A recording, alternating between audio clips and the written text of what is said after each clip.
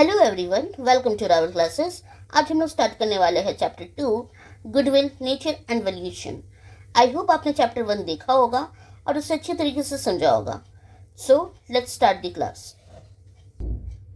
सो हमारा चैप्टर 2 है goodwill, nature and valuation. इस चैप्टर में हम इसके थ्योरी पार्ट को भी कवर करेंगे एंड डिफरेंट मेथड्स को भी देखेंगे इसको वैल्यूएट करने का। So goodwill is a intangible asset. Goodwill एक इंटेंजिबल एसेट है। इंटेंजिबल एसेट मतलब वो एसेट जिन्हें हम देख नहीं सकते, जिन्हें हम टच नहीं कर सकते, बस फील कर सकते हैं। इसके और एग्जाम्पल क्या है? ब्रांड नेम, पेटेंट्स, ये सारे कुछ इंटेंजिबल एसेट्स के एग्जाम्पल है। तो गुडविल भी एक इंटेंजिबल एसेट है जो हमारे एंटरप्राइज को एक एडवांटेजेस पोजीशन में रखता है, जिसके कारण हमें हायर प्रॉफिट अर्न्स होते हैं without putting an extra effort. बिना कोई एक्स्ट्रा एफर्ट किए बाकी बिजनेस से अगर आपको ज़्यादा प्रॉफिट अर्न हो रहा है तो आपको आपके नाम के चलते होता है, आपको आपके रेपुटेशन के चलते होता है, and that's exactly what goodwill is. It is an attracting force which attract the customer, make the sales easy and enables the firm to earn higher profit. अगर आप अपनी लोकेलिटी में देखोगे तो कोई ना कोई ऐसा बिजनेस होगा जिसके पास ऑटोमेटिक नाम के चलते ही ऑटोमेटिक बहुत सारे कस्टमर हमेशा जाते रहते हैं। इवन आपको भी, आपको अगर कोई इलेक्ट्रॉनिक्स लेना था बार बार उसी दुकान में जाते हो, या कोई खाना खाना तो बार बार एक ही रेस्टोरेंट में जाते हो, because of its good name and reputation. और इसी के चलते उस बिजनेस का सेल्स ईजी हो जाता है और उस बिजनेस को वो अच्छा खासा प्रॉफिट अर्न करने में हेल्प करता है। ये एक एडवांटेज है because of the good reputation. Goodwill एक मैग्नेट की तरह काम करता है जिसके कारण कस्टमर्स ऑटोमेटिक उस बिजनेस में अट्रैक्ट हो जाते हैं। कैरेक्टरिस्टिक्स और features of goodwill. Number 1, it is an intangible asset but not fictitious asset. हमने ऑलरेडी डिस्कस किया, गुडविल एक इंटेंजिबल एसेट है, that means it can only be felt, it can not be touched और seen, but it is not a fictitious asset. मतलब ये बस नाम का एसेट नहीं है, ये एक रियल एसेट है। फिक्टिशियस एसेट मतलब जो बस नाम का एसेट होता है, बट वो रियल एसेट नहीं होता। हम बस उसे ऐसे ही अपने बैलेंस शीट में लिखते रहते हैं, बट उसका एक्चुअल में हम उसे सेल करके पैसे अर्न नहीं कर सकते। बट गुडविल एक रियल एसेट है, एक रियल इंटेंजिबल एसेट है, आप इसे सेल करके पैसे अर्न कर सकते हो। It does not have existence separate from the enterprises. आप गुडविल को अपने इंटरप्राइज से सेपरेट नहीं कर सकते। जैसे कि आप मशीनरी को, आपको ज़रूरी नहीं कि आप पूरा बिजनेस सेल करो तभी मशीनरी सेल होगा, आप अलग से मशीनरी को बेच सकते हो, बट गुडविल तभी सेल होगा जब आप कंप्लीटली अपने बिजनेस को सेल कर रहे हो। It is an extra earning capacity of the business. ये बिजनेस की एक्स्ट्रा अर्निंग कैपेसिटी को दिखाता है। It is an attractive force that the old customer will resort to the old place. ये अट्रैक्टिव फोर्स है जिसके कारण बार बार जो ओल्ड कस्टमर है वो बार बार आपके बिजनेस में आते रहेंगे। Types of goodwill. गुडविल दो तरीके का होता है, एक परचेस्ड गुडविल, दूसरा self generated goodwill. Purchase goodwill क्या होता है? ऐसा गुडविल जो आप बिजनेस को परचेज करके एक्वायर करते हो, मतलब आप इस गुडविल को खरीदते हो at the time of purchasing on someone's business. जब आप दूसरे के बिजनेस को खरीदते हो उस टाइम आप बाकी एसेट के साथ साथ गुडविल के लिए भी पेमेंट करते हो, तो ये ऐसा गुडविल है जो आप परचेज करते हो। दूसरी तरफ सेल्फ जनरेटेड गुडविल क्या होता है? ये इंटरनली जनरेटेड गुडविल होता है जो आप बिजनेस को रन करके, सालों साल रन करके आप उसे जनरेट करते हो, मतलब आपने खुद से वो गुडविल को कमाया है, आपने उसे किसी से परचेज नहीं किया है। Now according to accounting standard 26, आप गुडविल को तभी रिकॉर्ड करते हो जब उसको कैश में कन्वर्ट कर सकते हो। तो इसीलिए purchased goodwill books of account में रिकॉर्ड होता है asset side, and self generated goodwill record नहीं होता है। Now why there is a need for valuation of goodwill. आप गुडविल को वैल्यूएशन करोगे क्यों, उसे कैलकुलेट करोगे क्यों? तो इन 5 कंडीशन में हमें गुडविल को कैलकुलेट करने की जरूरत पड़ती है। पहला, when there is a change in profit sharing ratio among the existing partner. Already कुछ दो या 3 पार्टनर है, पहले मानी वो किसी दूसरे रेशियो में, मानी 1:1 में शेयर करते थे प्रॉफिट, अब उन्होंने डिसाइड किया कि अब हम क्या करेंगे, 2:3:2 में करेंगे। तो यहाँ पे उनका प्रॉफिट शेयरिंग रेशियो जब चेंज हो रहा है तो वहाँ पे हम गुडविल कैलकुलेट करेंगे। दूसरा, जब भी हमारे पास कोई भी नया पार्टनर एडमिट होगा, या फिर कोई भी पार्टनर रिटायर या फिर डेथ हो जाएगा उसका, या फिर हम अपने बिजनेस को जब सेल करेंगे, या फिर हमारा फर्म किसी दूसरे फर्म के साथ एमिग्रेट करता है, इन पांचों कंडीशन में हमें गुडविल को वैल्यूएट करना पड़ेगा। Method of valuation of goodwill. Goodwill को वैल्यूएट करने के लिए ब्रॉडली हमारे पास 3 मेथड है, average profit method, super profit method, capitalisation method.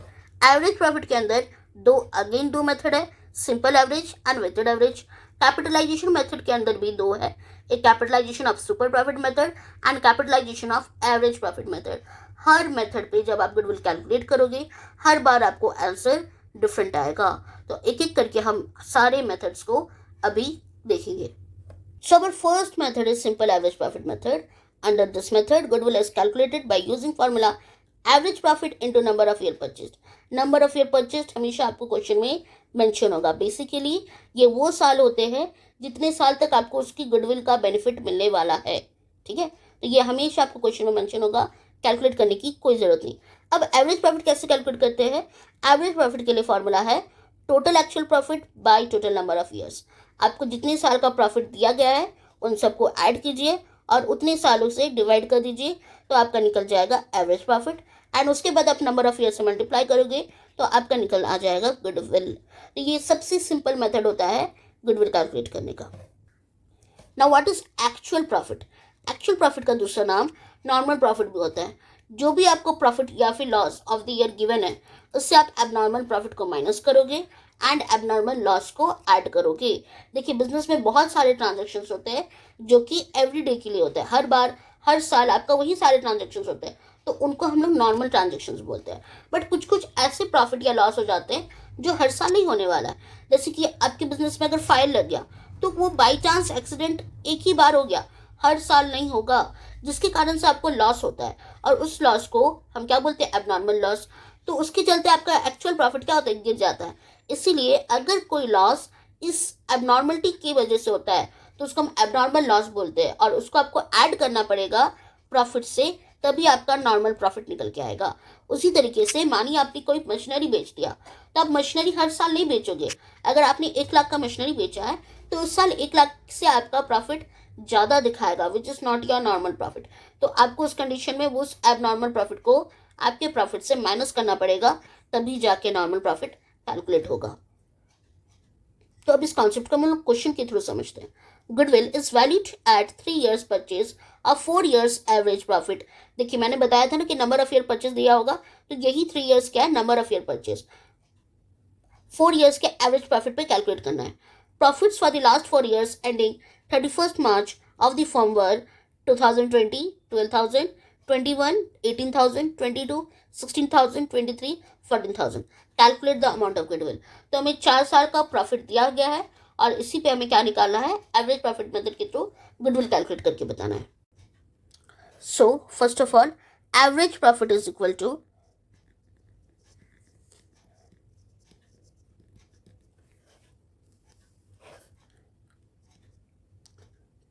$12,000 plus 18,000 plus 16,000 plus 14,000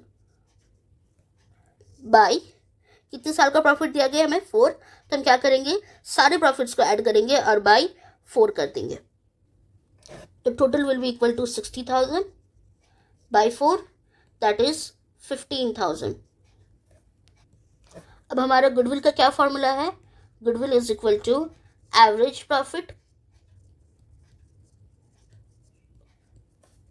into number of years purchase, that is 15,000 into 3, it will be 45,000। तो हमारा goodwill कितना आ जाएगा? ₹45,000। Now second question, calculate the value of firm's goodwill on the basis of 1.5 years purchase of average profit। इसका मतलब है हमें number of years क्या दिया है? 1.5, ठीक है, of the last 3 years। Profit for the first year is ₹1 lakh. First year का प्रॉफिट कितना दिया है? 1 lakh. Profit for the second year is twice of the profit for the first year, मतलब इस 1 लाख का डबल है सेकेंड ईयर में। And the third year the profit was the 1.5 times of the profit of the second year. तो second year जो भी profit आएगा उसका 1.5 आपको मल्टीप्लाई करना है for the third year profit. So हम लोग सबसे पहले ईयर वाइज प्रॉफिट कैलकुलेट कर लेते हैं। कि किस ईयर कितना प्रॉफिट होगा। तो फर्स्ट ईयर का प्रॉफिट हमें दिया हुआ है 1 लाख। सेकेंड ईयर में हमें क्या बोला था कि जो भी फर्स्ट ईयर का प्रॉफिट होगा उसको आप 2 से मल्टीप्लाई कर दीजिए। तो सेकेंड ईयर प्रॉफिट कितना हो जाएगा हमारा 2 लाख। एंड थर्ड ईयर के लिए बोला गया था कि जो भी सेकेंड ईयर का प्रॉफिट होगा उसको आपको क्या करना है 1.5 ले लेना है, 1.5 टाइम्स करना है। तो ये आंसर कितना आ जाएगा 3 lakh.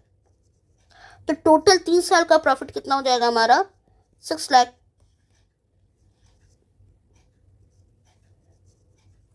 So average profit will be